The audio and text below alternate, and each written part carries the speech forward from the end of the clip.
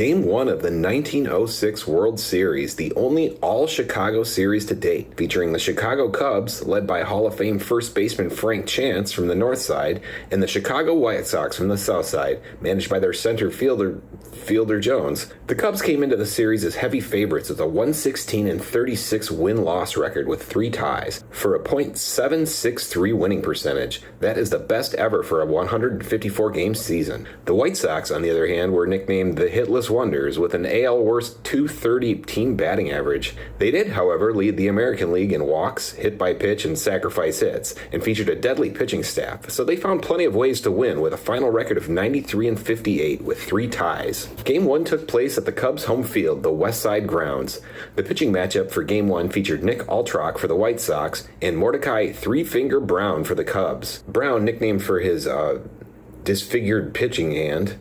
Fielder Jones opting for the youngster Altrock, a lefty with a good pickoff move over his more experienced aces in Game 1 against the speedy Cubs. Both pitchers were perfect through 3 innings. The White Sox managed to score in their half of the 5th inning. With star shortstop George Davis playing injured, Sox manager Fielder Jones had made an interesting lineup decision by moving third baseman Lee Tannehill to short and starting part-time player George Rowe at third base. This would pay immediate dividends in Game 1 as Rowe led off the 5th inning with a triple to deep left field. Patsy Doherty, a champion with the 1903 Boston Americans and the first player to play for 2 different clubs in the World Series, grounded out to pitcher Brown, who threw home on the play. Catcher Johnny Kling misplayed the catch, allowing Rowe to score the first run on the error. The White Sox, with the first run of the series, take the lead 1-0. In the 6th inning, Nick Altrock led off with a walk and moved to second base on a bunt by Eddie Hahn. Fielder Jones followed up with a single, but Altrock was nailed at home on a throw by center fielder Arthur Solly Hoffman, which allowed Jones to take second base. A passed ball by catcher Johnny Kling moved the runner to third base. Frank Isbell followed up with a base hit, which allowed Jones to score a run, making the score White Sox 2, Cubs 0. In the Cubs' half of the 6th, Johnny Kling walked to start the inning and moved to second on a base hit by Mordecai Brown. Solly Hoffman bunted to move both runners forward, which paid off immediately as an Altrock wild pitch scored Kling and moved Brown to third base. Altrock got out of the jam by coaxing a pop-up and a grounder out of the next 2 batters to end the inning. White Sox 2, Cubs 1. And this is the final score as Altrock allowed only 1 more Cub to reach base, a single by Johnny Kling in the 8th. Each pitcher allowed only 4 hits and 1 walk, with Brown striking out 7 in a close scoring pitcher's duel. But the White Sox come out on top by a score of 2-1 to take the lead in the series, 1-0. Game 2 of the 1906 World Series between the Chicago White Sox and the Chicago Cubs. We moved to the White Sox home in the South Side in the aptly named Southside Park for Game 2, with the White Sox leading the series 1-0. On the mound today we have Ed Rulebach for the Chicago Cubs and Doc White for the White Sox. The Cubs struck first and early. With 1 out, Harry Steinfeld got on base with a single. The Cubs added a second runner when Joe Tinker followed up with a bunt single. Johnny Evers followed up with a fielder's choice grounder to second, but Frank Isbell made an error on the throw back to the bag, and Harry Steinfeld scored and run unearned to make it 1-0 Cubs. With runners on second and third, the White Sox opted to walk Johnny Kling intentionally to load the bases in hopes of a ground ball double play. Ed Rulebach laid down a sacrifice bunt to move all runners up and scored Joe Tinker for the Cubs' second run. Solly Hoffman followed up with a base hit to score Johnny Evers, but Johnny Kling was thrown out at home to end the inning. Cubs 3, White Sox 0. The Cubs got another run in the 3rd inning. A walk and a ground ball force out at second left Frank Chance at first with 2 outs. Chance stole second base and ended up on third on an error on the throw by catcher Billy Sullivan. Harry Steinfeld followed up with a single to score Chance for the 4th unearned run for the Cubs.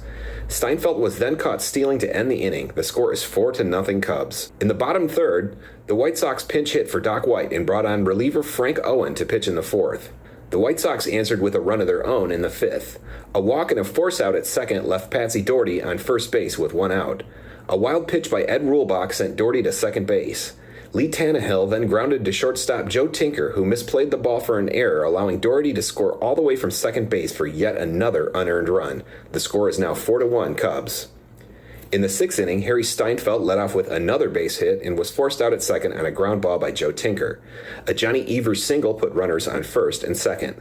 The Cubs then attempted a double steal, and an errant throw by Billy Sullivan for his second error of the game allowed each runner to take 2 bases, sending Evers to third and allowing Tinker to score the 5th unearned run for the Cubs. The score is now 5-1 Cubs. The Cubs piled on 4 more runs in the 8th. Frank Chance singled and moved to second on a sacrifice bunt by Harry Steinfeld. Chance then stole third base and scored on a single by Joe Tinker for the first earned run of the game and the Cubs' 6th. The Cubs kept attacking with their running game as Tinker stole second base and then moved to third on a ground out by Johnny Evers. A fourth ball wild pitch allowed Joe Tinker to score from third for the 7th and final run of the game. Final score, Cubs 7, White Sox 1.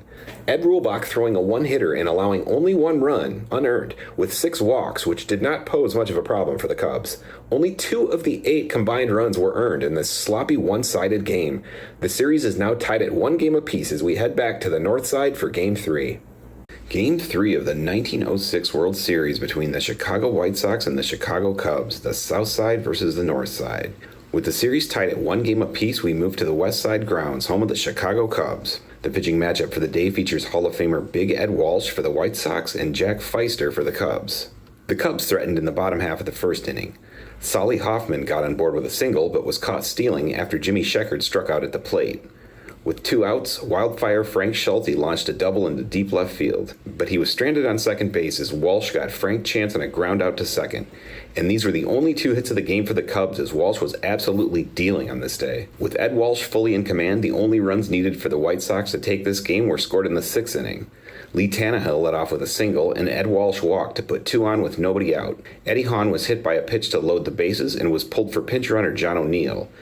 Pfiester got the next 2 batters on a foul pop to the catcher and a strikeout, but the White Sox unlikely slugging hero George Rowe powered a triple into left field to score all 3 runners.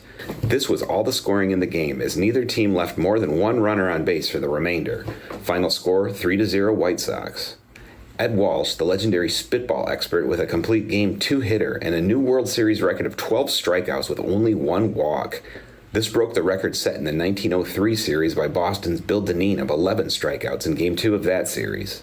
Jack Pfiester of the Cubs only allowing 4 hits for 3 earned runs on 9 strikeouts and 2 walks, but 3 runs was too many as Walsh was simply unbeatable in Game 3. Pfiester with an overall good effort, but it was all undone by a big 6th inning, and he paid big time for that walk and hit by pitch in the inning. The underdog, hitless wonder Chicago White Sox take the lead in the series 2-1 as we head back to the south side for Game 4. Game 4 of the 1906 World Series between the Chicago Cubs and the Chicago White Sox. We're in Southside Park, home of the White Sox, who are up 2-1 in the series. And would you believe that we have another low-scoring ace pitching showdown today? On the mound for Game 4, we have Mordecai Three-Finger Brown for the Cubs and Nick Altrock for the White Sox in a rematch of Game 1. Altrock and the White Sox took the first game, but this one belongs completely to Hall of Famer Three-Finger Brown and the Cubbies. The White Sox only get 5 total base runners in this game, so we might as well check out how that went. In the second inning, White Sox first baseman John Jiggs Donahue reached base on a walk, but was then immediately caught trying to steal second to extinguish any chance of a run there. In the 5th inning, the Sox got their second base runner at no fault of the pitcher Brown, when George Rowe reached on an error by Cubs third baseman Harry Steinfeld on a throw to first. Rowe made it all the way to third base after a sacrifice bunt and a ground out allowed him to reach safely, but he was left on without scoring at the end of the inning. The White Sox got their first hit in the 6th inning when Eddie Hahn reached on a 2-out single, but that's as far as he would get. The Cubs were not faring particularly well against Nick Altrock themselves, never leaving more than 1 runner on base until the 7th inning. Frank Chance would reach safely on a single, and Harry Steinfeld and Joe Tinker would lay down consecutive bunts to move Chance to third. A base hit by Johnny Evers then drove in Frank Chance for what would be the only run of this game. The Cubs did leave 2 runners on in the 8th when Mordecai Brown singled and Solly Hoffman doubled, but both runners would be left on without scoring. The White Sox got their second hit of the game in the bottom half of the 8th on a Patsy Doherty base hit, but he was wiped out at second on a bunt by George Davis. Then Davis was taken out at second trying to steal as Billy Sullivan struck out at the plate for an inning-ending double play, the White Sox still getting no breaks. The White Sox threatened to tie it up in the bottom half of the 9th when Fielder Jones received a 2-out free pass on balls and was able to advance to second on a passed ball by Cubs catcher Johnny Kling. But that's where he would stay as Brown got the last out on a ground ball to himself. Final score, Cubs 1, White Sox 0. A 2-hit complete game by Mordecai Brown with 5 strikeouts and only 2 walks. More pitching dominance in the series to complement the 1-hitter by Ed Rulbach of the Cubs in Game 2 and the 2-hitter by Ed Walsh of the White Sox in Game 3. The pitchers firmly in the driver's seat in the series up to this point. Nick Altrock, the future baseball comedy act, with a hard luck loss in Game 4, spreading out 7 hits over 9 innings with only 1 run, 1 walk, and 2 strikeouts. He finishes the series with a 1.00 ERA over 2 complete games. Pretty good. And we're off to the West Side grounds for Game 5 with the series tied at 2 games apiece. Game 5 of the 1906 World Series, and we are tied at 2 games each for the Chicago White Sox and the Chicago Cubs at the Cubbies' home field on the West Side grounds. We have Ed Walsh on the mound for the White Sox, who had already thrown a 2-hit shutout, and Ed Rulbach for the Cubs, who had pitched a 1-hitter in his previous start. The White Sox truly looking like hitless wonders up to this point, but that was about to change as the floodgates are about to open on their offense. An overflow crowd with a roped-off section in the outfield contributes to this high-scoring game by allowing a series of hits to roll under the rope for ground rule doubles. In the top of the first, Eddie Hahn reached on a base hit and moved to second on a sacrifice bunt by fielder Jones. Frank Isbell hit the first ground rule double into the crowd to score Hahn. The White Sox were up 1-0. In the Cubs half of the first, singles by Solly Hoffman and Frank Shelty put runners on first and second when Frank Chance was hit by a pitch to load the bases. Harry Steinfeld grounded to short for the force out at second, but Isbell's throw to first to turn the double play went wide for an error, scoring both runners and bringing Steinfeld to second. Joe Tinker bunted, but Ed Walsh made another error on the throw to first to score Steinfeld. It's 3-1 Cubs after 1 inning. The White Sox tied it in the third when doubles by Frank Isbell and George Davis scored a run and knocked Rulbach out of the game after just 2 innings, with Jack Feister coming in relief. Feister then hit Jiggs Donahue with a pitch. A Patsy Doherty ground ball drew a force at second, but put runners on the corners with 2 out when the White Sox executed a double steal. Doherty taking second and George Davis scoring the tying run. We're locked up at 3-3. More action from both teams in the 4th inning. With Hahn on second and Jones on first, Frank Isbell hit another double to score Hahn and move Jones to third, allowing the White Sox to take the lead 4-3. A George Davis ground rule double scored 2 more runs and took Feister out of the game for a second Cubs reliever in Orville Overall. First time in the series we're seeing a team use more than 2 pitchers. Jiggs Donahue connected for another double to score Davis and make the score 7-3 White Sox.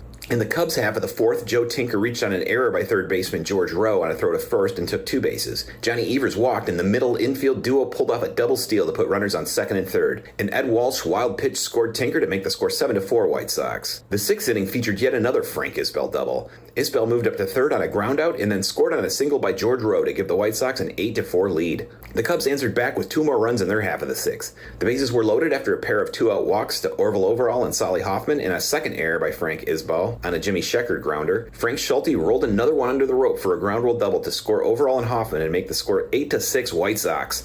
And that was the final score, a wild game for the offense with a combined 18 hits, 10 walks, 6 errors, 2 batters hit by pitches, and 3 wild pitches. 12 doubles combined for these teams, 4 alone by Frank Isbell. Wow. The White Sox now lead the series 3-2. It's Game 6 of the 1906 World Series between the Chicago Cubs and the Chicago White Sox. The White Sox are up 3-2 and on the verge of their first World Series win against the slugging Cubs. We got another huge overflow crowd at Southside Park, home of the White Sox. Frank Chance sending Mordecai Brown out for his 3rd start of the series on 1 day of rest to face the White Sox Doc White.